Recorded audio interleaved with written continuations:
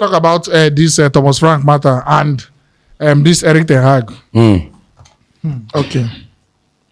I know say a lot of Man United fans, they on the Ten Hag boat and they just wait to see waiting these new owners go, whether they go show the level of seriousness where they want them to show. But a couple, one or two, the minority, they talk say make them leave Ten Hag. So I want Henry to make sense to me, because you don't also talk to make Ten Hag go.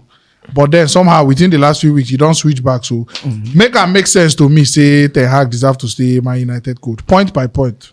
Okay. Let me start by saying I've never said he deserved to stay. There are situations that can affect your decision. It doesn't mean you are taking the right decision, but based on the prevailing circumstance, you have no choice than to do what you do. For example, if you are a partial owner in Manchester United like Ratcliffe, you come into Manchester United, you buy 25% shares. You are in charge of every sporting activities. You are in charge, 100% in charge. Now you are taking over a football club that have so many problems. Nobody go argue say we no get financial problem. We can't just freely do business now unless we sell a whole number of players. You've seen the situation of our stadium. It's not the best. It's now a mockery. It's not a mockery. No, at our level, 114 years stadium. Delicate stadium. Yes. So now, then you have so many deadwoods as players in Manchester United. Then you go to the medical team. We don't have the best medical team in Manchester United. Yes. So if you look at the problems that are on ground in Manchester United, like I said during my interview, if you are to let Erik Ten Hag go, you are paying him off. Of course. Fine. So if we are going to pay Erik Ten Hag, like let's say him and the staff about £21 million, you go agree with me, say for us to get a new coach, we are going to spend nothing less than, let's say, 15 to 20 million again. Or let's just say 10 million. Let's say 10 million. So 10 plus 21 is 31 already. And this is a particular football club that is complaining about finance. Now, will it make sense to you by sacking this manager when you have so many problems on ground? Problems like average players, problem like players who are earning big money and not doing anything, and our priority now is to ship them away. Now Varane is going. There is likelihood that Martial is already gone already. Then Casemiro might go. We might sell Jordan Sancho, and we are saying let's do business on the pitch. Let's do a kind of clearance, then buy some players. If we can balance our book and buy some players, if we can do some renovation at Old Trafford, if we can look into our medical team, then we'll give this man the last season, which if he fails to perform, he can go on free, where we will spend money. And as the next season they come on, United will be scouting a new manager and be watching him. So now, Man U go ship out players without buying anymore. Understand what I said? I said we can't buy until we sell. That is where we are now. So Ona go sell, buy. We go sell, buy. And still Ten Hag go buy. No, he's not the one to buy now, because everything concerning transfer now is in the hands of Ratcliffe. Ten Hag has been doing the business since he came, but things are going to change by this summer now. By summer, United are going to do more of the business, unlike all this while. So we might United spend another 200 million plus minus again. We will spend depending on our selling. If we can get money, Man United go spend 200 million plus minus again. That's something we can all easily predict without any seat for the boardroom.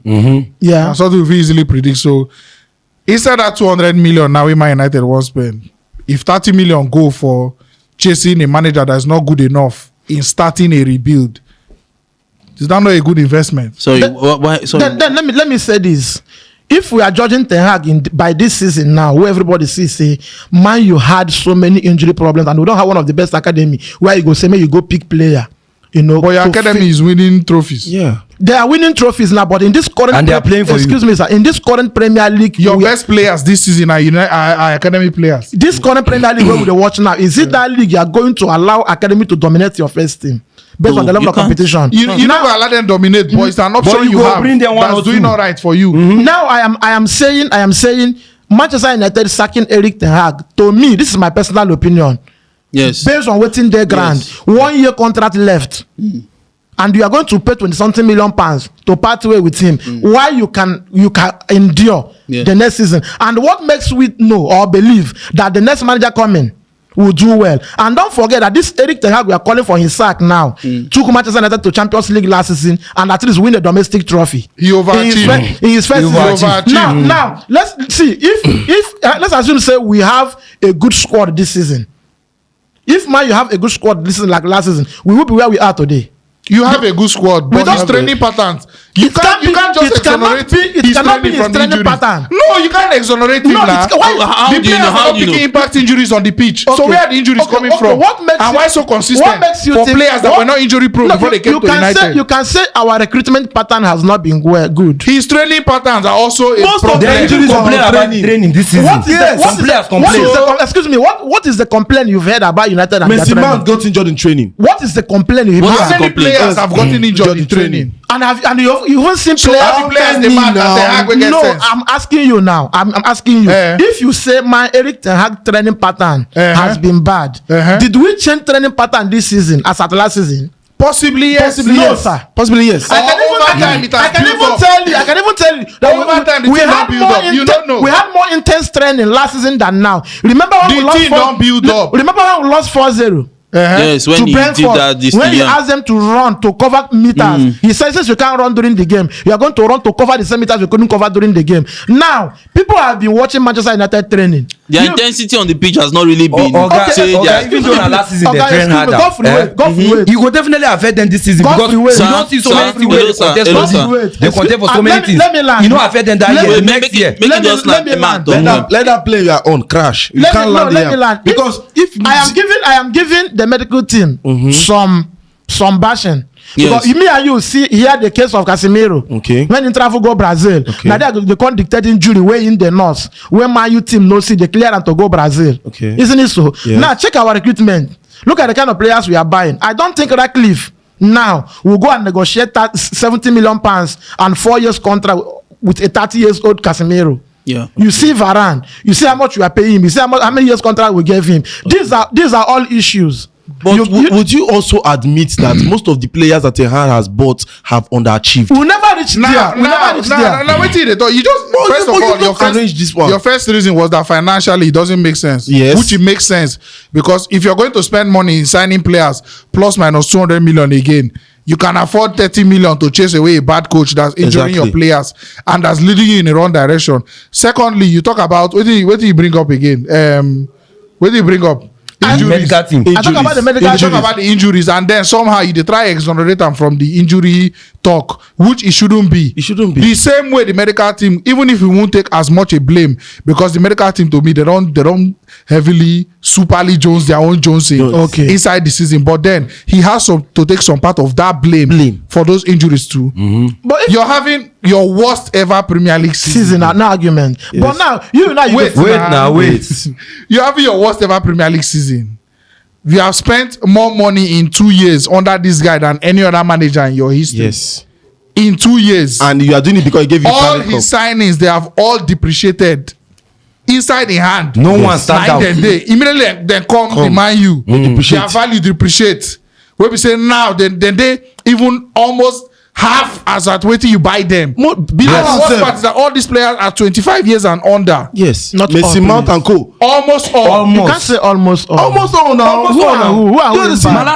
Messi, Mount. No, when you bought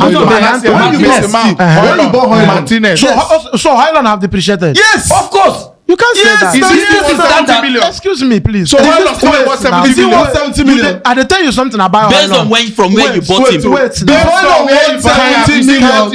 Can you wait, please? Just answer yes or no. Answer that question because Highland negotiation was poor. Okay. Get me? I see. Highland as at the time he was not supposed to be bought for that amount. When we paid for him, he didn't want 50 million. But you bought him. But your coach wanted him now. And I am saying something about our poor recruitment. This cup no they worth $20,000. But immediately somebody pays $20,000 for this cup. It is worth $20,000. And by his performance now, he has depreciated. He has not because he has a better season than last season we paid. How? How many goals for Atlanta last season? No. Thanks for watching.